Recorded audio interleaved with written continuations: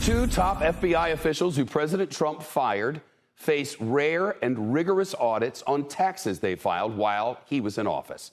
The former FBI Director James Comey, his deputy Andrew McCabe, turned over IRS letters to the New York Times.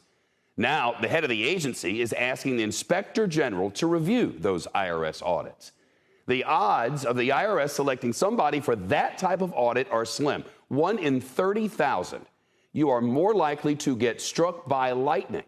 So the odds of two people within a close circle, very rare.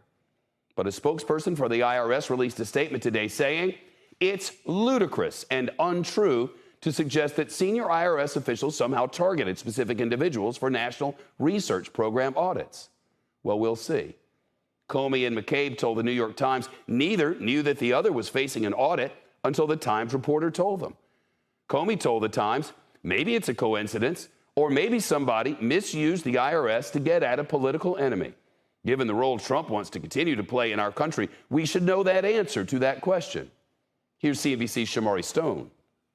Former FBI Director James Comey and former FBI Acting Director Andrew McCabe, both frequent targets of former President Trump, were long subjects to repeated attacks over their involvement in the Russia probe. He's a showboat. He's a grandstander. The FBI has been in turmoil. Trump also publicly called for them to be prosecuted. Who specifically are you accusing of treason? Well, I think a number of people. If you look at Comey, if you look at McCabe. And fired Comey just 4 months after taking office. I fired Comey. Well, I turned out to do the right thing. The firing led to the appointment of special counsel Robert Mueller and an investigation into possible links between the Trump campaign and Russia. It also led to McCabe's taking over the FBI in 2017. He, too, was fired just 1 day before he was set to retire. In the letters provided to the New York Times, Comey and McCabe revealed they both faced an audit for the 2017 and 2019 returns, respectively.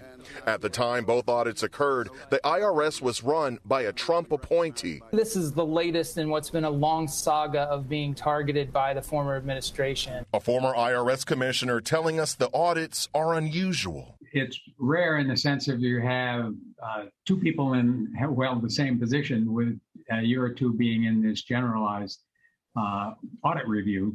You would think, well, that's an odd circumstance. The IRS defending its protocols in a statement saying the institution has strong safeguards in place to protect the exam process and against politically motivated audits. The IRS, no stranger to political scandals. The Nixon White House was accused of pressuring the then IRS commissioner to target his enemies with tax audits during the time of the Watergate scandal. One of the ways he abused presidential power was to tell the Internal Revenue Service, I want you to do big, intrusive, bruising audits in certain of my political enemies.